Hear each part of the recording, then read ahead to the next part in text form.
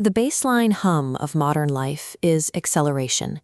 Concrete grids, persistent notifications, and a relentless schedule trap us in a cycle of sensory exhaustion.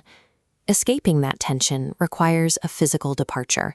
It requires moving to a geography that actively forces a slower rhythm. A narrow strip of land in South India, known locally as God's own country.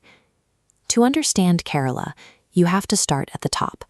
The state is walled off from the Indian peninsula by the Western Ghats, a towering mountain range that intercepts the heavy moisture blowing in off the Arabian Sea.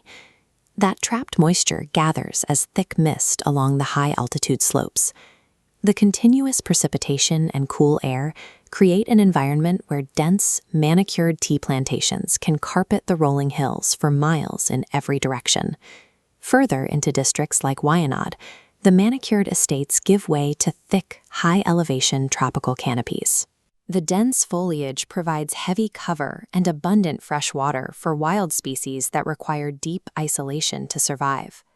Wild elephant herds graze undisturbed along the grassy riverbanks, moving to the slow, ancient rhythms of the monsoon season. The sheer altitude and rugged terrain act as a physical fortress. Up here, geography holds the chaos of the modern world entirely at bay. But the millions of gallons of water dumped on these peaks cannot stay at elevation. Gravity pulls the rainfall down through the steep valleys, carving rivers toward the lowlands. As the terrain flattens out, the water pools and spreads. Solid ground splinters into a sprawling, interconnected labyrinth of shallow lakes, canals, and estuaries. Living in this submerged landscape requires absolute adaptation. For centuries, the vehicle and the home have been a single structure. Long, thatched-roof houseboats navigate the deeper channels, serving as floating residences built entirely from local timber and palm leaves. Daily survival relies on smaller craft. Villagers row narrow canoes through dense mats of water hyacinth, tending to cantilevered fishing nets and transporting goods between isolated islands. Today, those quiet, manual traditions exist right alongside massive international transit. Ocean-going cruise liners navigate the wider mouths of the estuary, dwarfing the wooden architecture on the banks.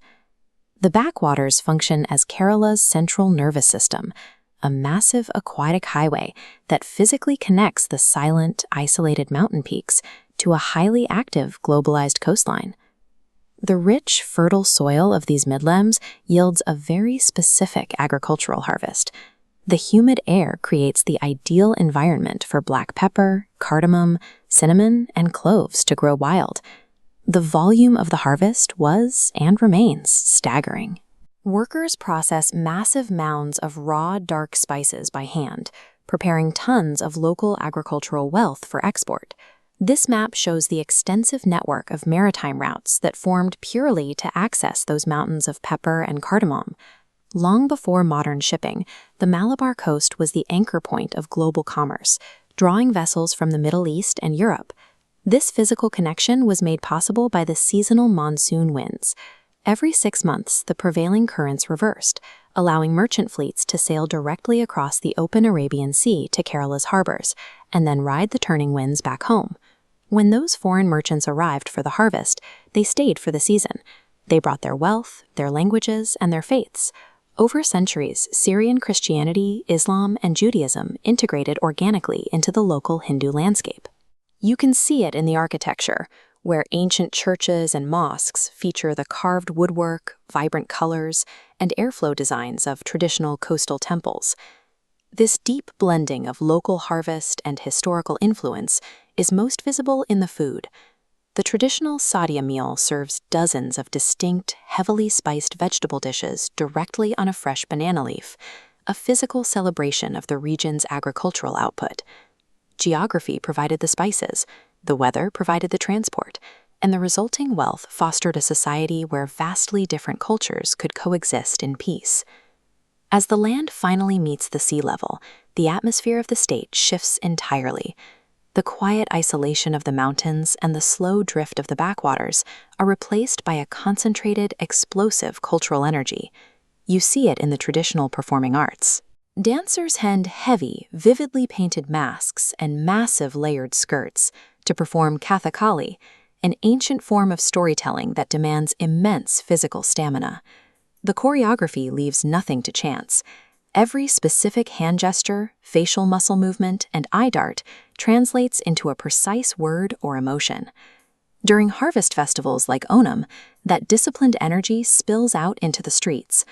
Towering elephants, fitted with intricate golden armor, march through the towns amidst massive crowds and heavy drumbeats. On the water, this energy becomes pure kinetic power. Hundreds of oars strike the river surface in exact synchronization, driven by the crew's rhythmic chanting. These competitive snakeboat races feature vessels stretching over 100 feet long, carrying dozens of rowers who pull together with absolute precision to cut through the heavy current. The entire geographic descent finally halts at places like Varkala, where towering reddish-brown laterite cliffs drop abruptly onto the crowded sands of the Arabian Sea. A society does not have to pave over its geography to thrive. By adapting to the water, harnessing the monsoons, absorbing new cultures, Kerala built a lasting paradise directly out of the terrain itself.